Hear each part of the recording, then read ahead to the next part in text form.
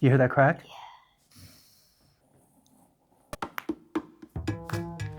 Yeah. that was my shoulder.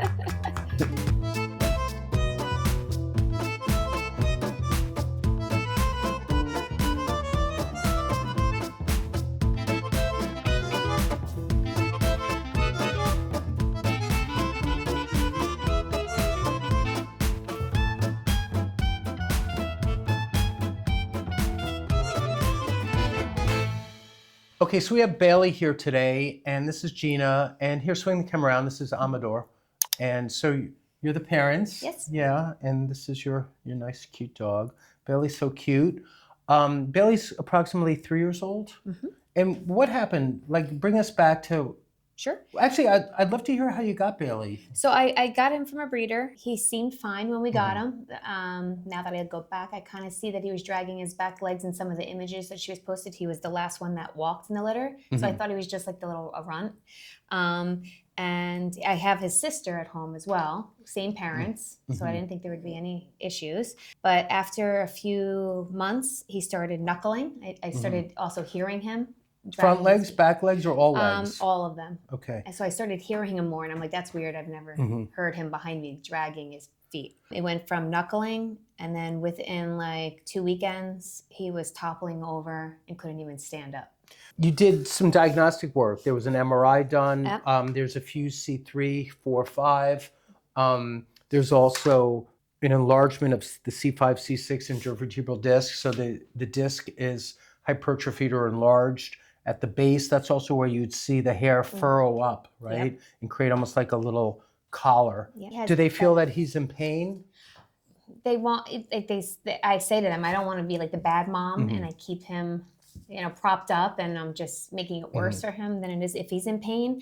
I do hear him whimpering sometimes when he's sleeping, but never when I pick him up. Does he? When I first brought him to the emergency room, you couldn't even go near his neck. He would growl at you and like snap at you. And how's his eating? He doesn't... So he eats very well. So that's the weird part. They told me because he's not walking around. Right, he's had a lot of atrophy on his, the glutes, the quads, the hamstrings.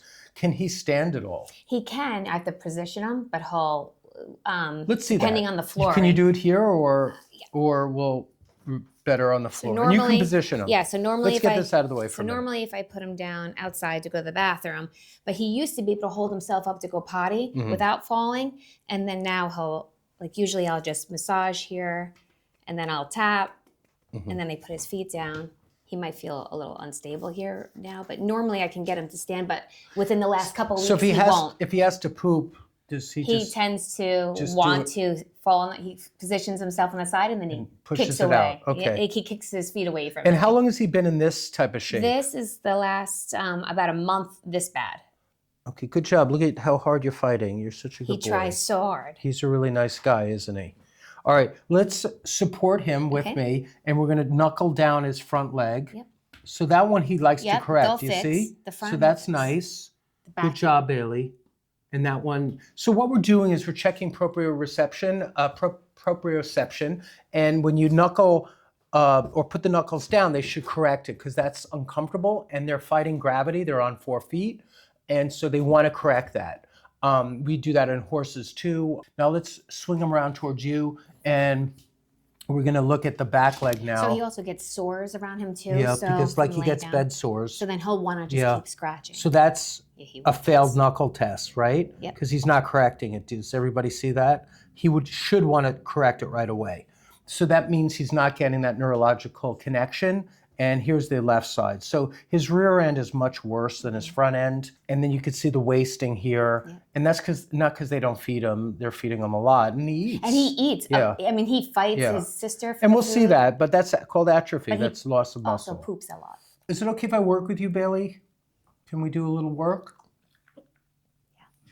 Yeah. All right. I like to ask. It's good to ask. Is it okay if I start with it? Yep. Yeah, absolutely. Okay. So I'm going to be really gentle. Oh, you're going to be the sling that I need, okay? Yep. So you're going to hold his chest up, and then you're going to let his head come up and see if it comes up. It's very rigid, so I can't even break this plane. And a dog's head should come all the way up to 90 degrees. Okay, so that's not happening. And he won't U-turn, he won't back up. Let's do that's right lateral flexion, not so good. Let's go into left lateral flexion, and I'm just checking range of motion. Ooh. Trying to bite me. Mama. Hey. So left lateral flexion wasn't great. I almost got bit. My hand was fast. Now you're going to help me bring his head down towards his sternum or his chest, and it probably doesn't want to go very far. So he's just really locked up. So he's got like just a rigid rigidity of his whole neck column. There's 7 bones in his neck, and I'm going to be at the top one called C1, and I'm just going to start to massage here, and I'm coming down. And here's the C5, C6 enlargement. Now I'm going to be above where it's kind of starting to, it's created a spinal fusion at C3, C4, C5. I'm all in those areas. And I'm down now where the 7th bone of the neck meets the 1st bone of the thoracics. And I'm just trying to work in there because I want to come below the enlarged disc at C5, C6. And he's squiggling a little bit, but it's an area that I can work because it's not an area that has that type of finding on the MRI. And now I'm going to use this to loosen him up a little bit. This is a percussive instrument. Okay. Let me just take this tip off and switch to a double prong. So this is going to make a little tapping. Yep, I saw that. And Yep. you can see it's not painful to you. And the vibration will be weird for him. But now, so here I'm at T1. And now it's C7. And I want to start to loosen up this curve. And I can come through here because it's light, so I can come through C3, C4, C5. And I'm going to come up to C1, skip ahead, because the C1 is really important for his whole body. And now I'm at the occiput too. And I'm just trying to get some motion in here and loosen this rigidity up. Okay, baby. It's okay. And I'm going to, before we okay. check him and before he bites me again, I'm going to come down the back. And they didn't find any like systemic issues or disease issues or anything that might be accounting for this. No. And then on the MRI, they didn't find any masses or tumors or anything Nope. putting pressure on the spine. Let's stand him up again, okay? Baby, be Try nice. not to bite me Be nice. or your mom. I'll take the bite. Oh, Those that's are his one of little his- stoppers yeah. that. And, So let's go under his neck now Yes. and tilt his head up a little bit. hey, baby, be nice. No, I'll help you hold his body, okay? So I got his body, be And- nice, baby. and we're going to bring his head Nice. up now. Be nice. Good boy. Good boy. Do you see the difference? We're already getting it up higher. Good boy. Good boy. I'm going to hold and keep him in this stretch. Good boy.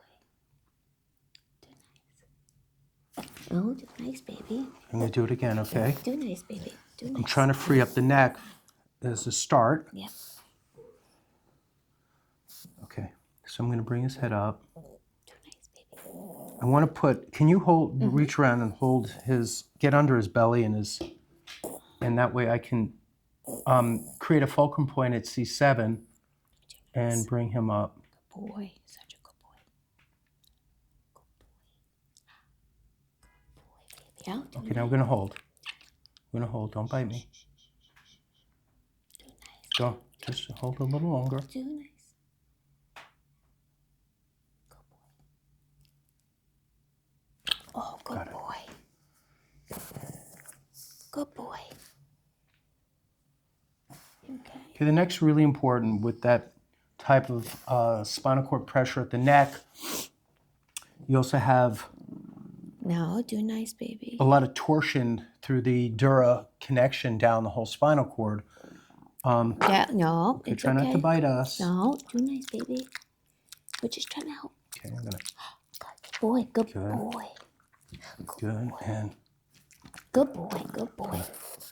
Good thing I could well, put he's the moving his sweatshirt on. neck a little better. Do you see that? Yep. Okay, so put your hand under and cradle him again. And I'm gonna be under his chin one more time. Do nice. And Don't watch. Don't bite, baby. Do nice. Do nice.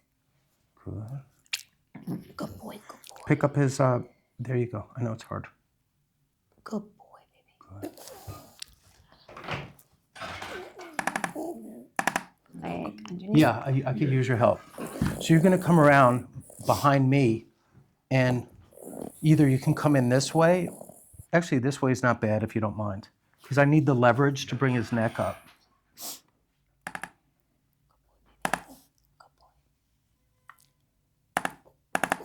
Good boy. Good boy. Good boy, man. Good boy, baby. That's good. That really helped. Thank you. Thank you. No problem. Okay, let's get back in. That's great. You can hang out stay? though. Okay. Yeah, I like it. It's a little. You hear that crack? Yeah. That was a big one. So that was right here. Yeah. And that's the base. That was between L6 and L7 is where we heard that crack.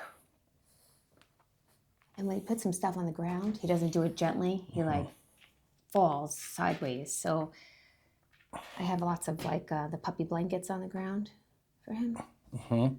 But I'm like, you're gonna hurt your hips so bad. Gonna bring this up. I saw you do those. I've been working on those exercises for him. And his knees in, which is nice. Bring it forward. Bring it out.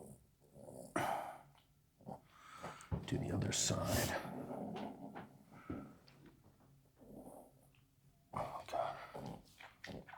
Bring it out. I love that big release that we heard. You heard that was loud, I heard right? it. That was my shoulder. I'm revealing all my aging, aching body.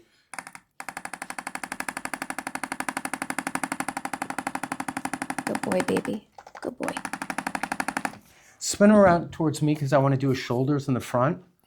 Maybe Amador, you're gonna block his head from biting me. Okay. See, just like that. And I'm gonna bring this shoulder up towards me. That one's fine. Let me come to the other side. Those are in. Sorry to knock off you a little. Put this back on. All right, I'm gonna come into here and do this deep cervical area. And we're kind of, this is the shoulder blade right here. Okay. So we're under the shoulder blade. And this will help with his, everything going down the front shoulder.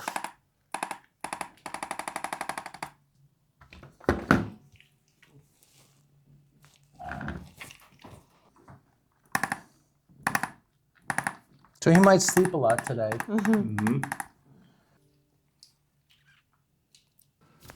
Got it. Okay. Did he get you? No, that was his cervicals. Okay. Buddy. So let's see what happens. He's licking, which is interesting. Yeah, he's not a shaker. I noticed that No. sometimes you let Horses them go lick. and they shake. He does not a shaker. gonna of his bite head me? Either. You're nice, baby. Okay, I try to help you. You're a nice guy.